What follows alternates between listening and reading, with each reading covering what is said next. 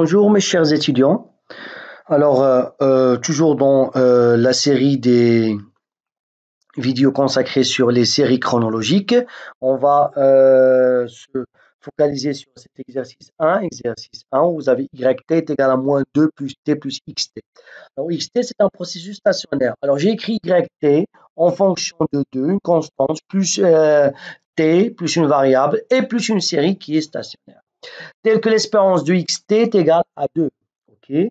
Et ce processus stationnaire xt, il a des fonctions d'autocorrélation qu'on va les noter par gamma k. Comme ça. Alors la première question, calculer l'espérance de yt. Ok.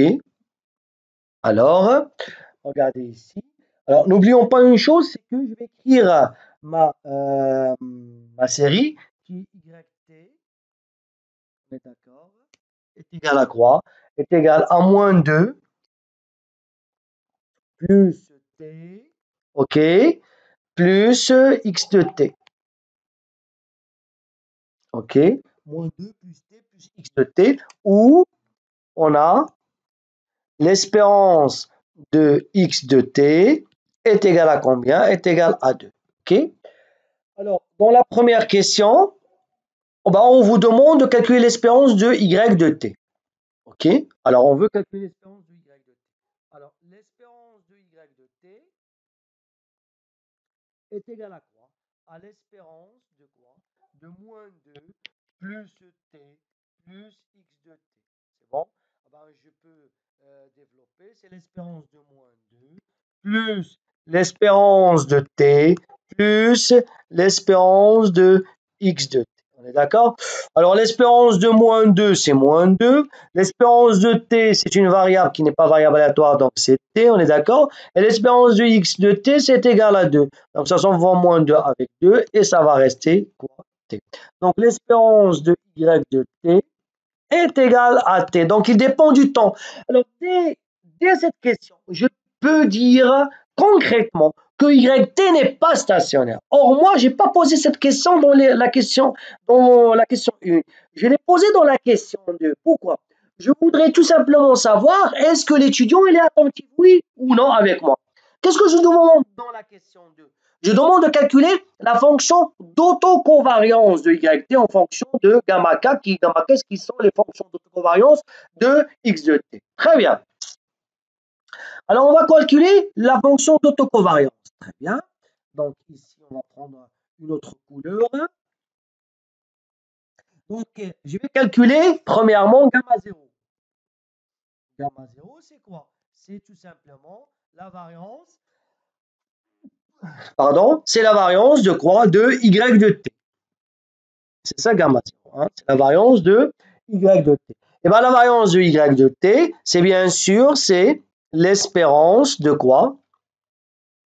De y de t moins t au carré. Pourquoi? Parce que t ici, c'est l'espérance de y, ce qu'on a calculé ici.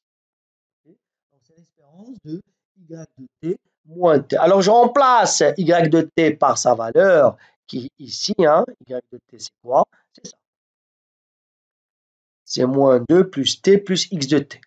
Je la remplace. Donc, je vais avoir, c'est l'espérance de quoi? De moins 2 plus t plus x de t moins t. On est d'accord? Ça s'envoie t avec t. Alors, bien sûr, tout ça au carré, j'ai oublié. Donc, ça va donner ici, c'est l'espérance de quoi?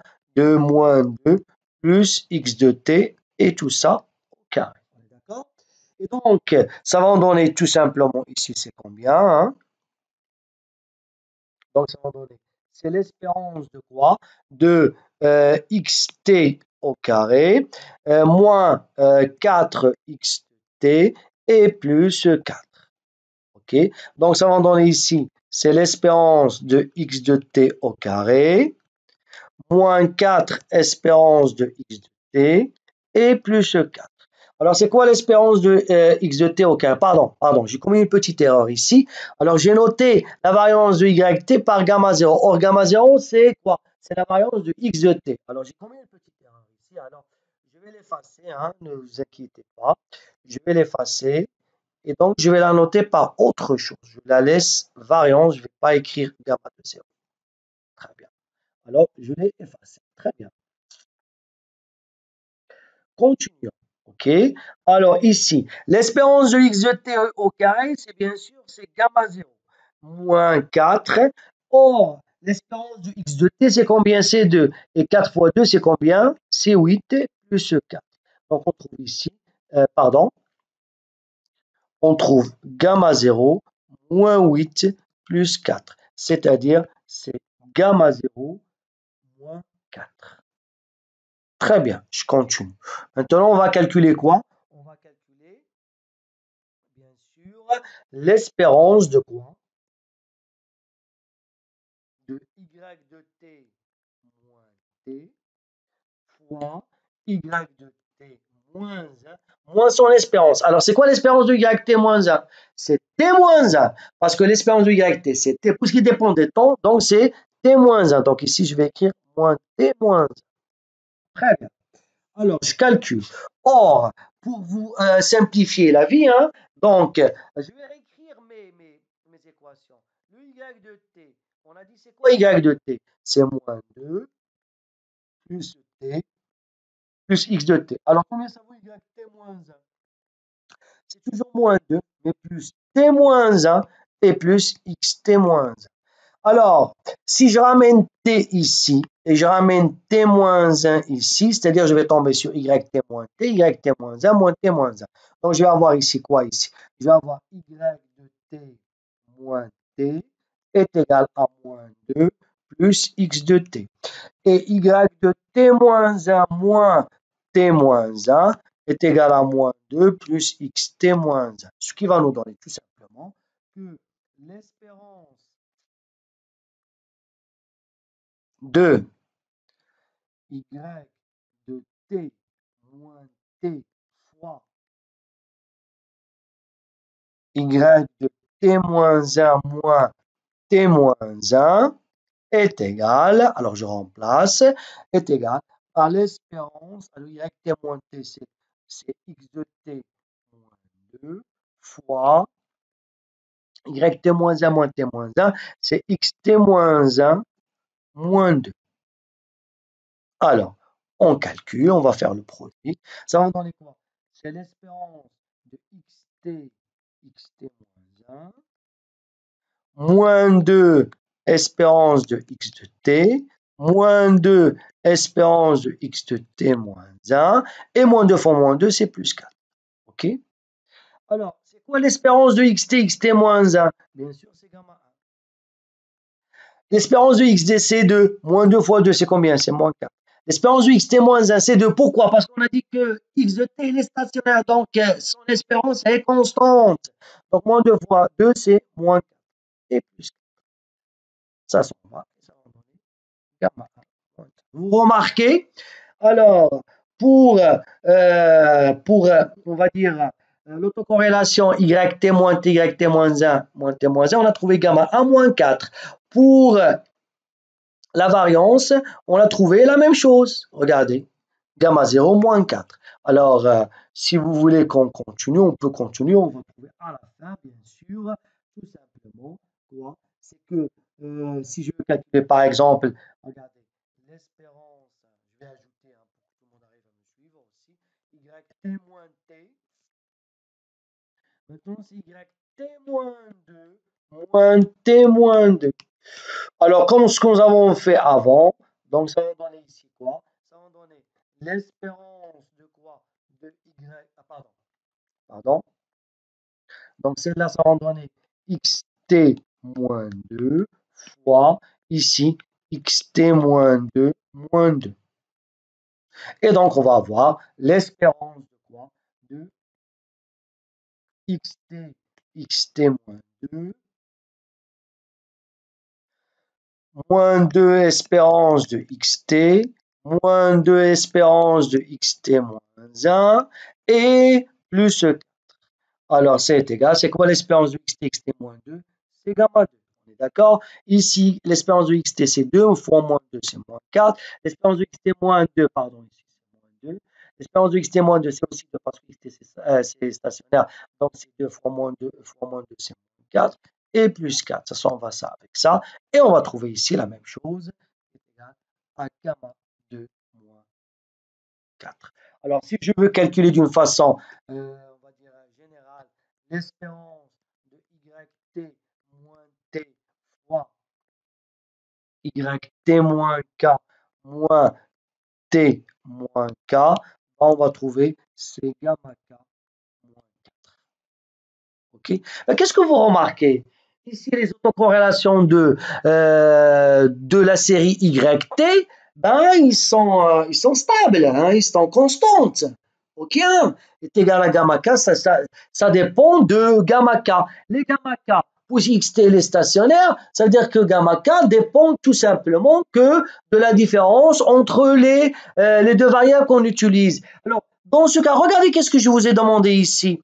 Est-ce que le processus est stationnaire? Est-ce que c'est cette question qui va me répondre est-ce que le processus... Non, cette question va me dire que le processus, que la variance, elle est vraiment stable. Il n'y a aucun problème.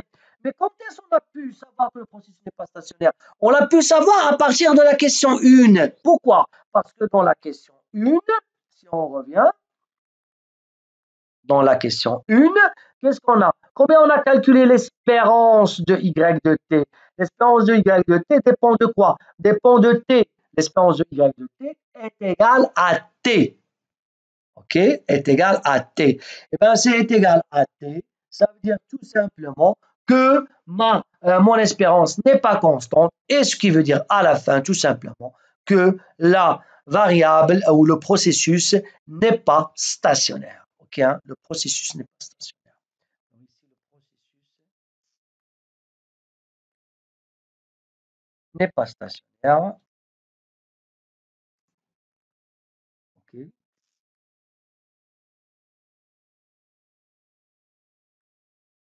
Ben, à cause du fait que l'espérance de y de t est égale. Très bien. Alors, donc on va voir maintenant la question suivante. La question suivante, on vous demande quoi? Donc, le processus est stationnaire, donc on l'a fait. Troisième question, quelle transformation proposez-vous au processus YT pour qu'il devienne stationnaire? Ok, hein? Alors ici, on va proposer tout simplement une transformation. Alors, je vais écrire mon équation. Y de t est égal tout simplement à quoi? À moins 2 plus t plus x de t. Lorsque je vous demande de me suggérer une transformation et je ne vous donne pas on va dire, tout simplement, je ne vous dis pas qu'il faut utiliser telle transformation ou tel concept et je vous dis que vous avez le choix de me proposer une transformation. Première chose à mettre dans votre cerveau, c'est que vous devez passer par la différenciation. Alors, vous écrivez YT et vous écrivez YT moins 1, toujours. C'est moins 2 plus T moins 1 plus XT moins 1. C'est quoi la chose ici qui m'a rendu notre processus n'est pas stationnaire? C'est le T. Alors, j'essaie de l'éliminer. Alors, vous voyez, si vous faites YT moins YT moins 1, ça s'en va moins 2 avec moins 2, ça s'en va T avec T, ça va rester 1 plus XT moins 1. Alors, si on fait YT moins YT moins 1, qui n'est que delta de YT, ça va en donner ici quoi? 1 plus XT moins XT moins 1. C'est-à-dire que delta de Y de T, on a fait une seule différenciation, est égal à 1 plus delta de X de T. Et je vais poser tout simplement Z de T, le nouveau processus. C'est quoi? C'est delta de Y de T est égal à 1 plus XT moins XT moins 1. Il n'y a plus le T. Alors, est-il stationnaire? Oui, c'est stationnaire. Pourquoi? Parce que Z de T dépend de quoi? De X de T. Il est stationnaire, X de moins Z est stationnaire. Donc, on a une relation linéaire entre deux séries, deux processus stationnaires, ça reste stationnaire. On lui ajoute une constante, ça reste stationnaire. Alors, on peut vérifier si on veut calculer l'espérance de Z de T. Combien ça ça vaut l'espérance de z de t? C'est l'espérance de 1 plus l'espérance de x de t moins l'espérance de xt moins 1. Et bien l'espérance de 1, c'est 1. L'espérance de xt, on a dit, c'est égal à 2. OK. Et pour xt stationnaire, c'est l'expérience de xt moins 1, c'est la même chose, c'est moins 2. Donc, à la fin, bon, on trouve l'espérance de zt est égale à 1. Très bien. Maintenant, on va calculer la variance de zt. Ben, la variance de zt, c'est l'espérance de quoi? De zt moins 1 au carré. D'accord? Alors, zt moins 1, c'est quoi? C'est l'espérance de xt moins xt moins 1 au carré. Et bien ici, ça va en donner quoi? Ça va en donner tout simplement, c'est l'espérance de xt au carré, moins 2 espérance de xt, xt moins 1, plus espérance de xt moins 1 au carré. Vous êtes d'accord avec moi? Alors, dans ce cas-là, qu'est-ce qu'on va trouver? Ben, on va trouver tout simplement, c'est quoi l'espérance de xt au carré? C'est gamma 0 au carré. C'est quoi ça? Ça, c'est gamma 1 moins 2 gamma 1. C'est quoi aussi ça? Ça, c'est gamma 0. Parce que xt est stationnaire. Okay. Donc, on va trouver à la fin, c'est combien? C'est égal à 2 gamma 0 au carré moins 2 gamma. Là, qui est aussi une constante et qui ne dépend même pas du temps. Ce qui veut dire ici que notre transformation est tout simplement une transformation qui nous a rendu stationnaire le nouveau processus. Bien sûr, ici s'achève notre vidéo et je vous dis à la prochaine fois et je vous remercie et à la prochaine fois, Inch'Allah.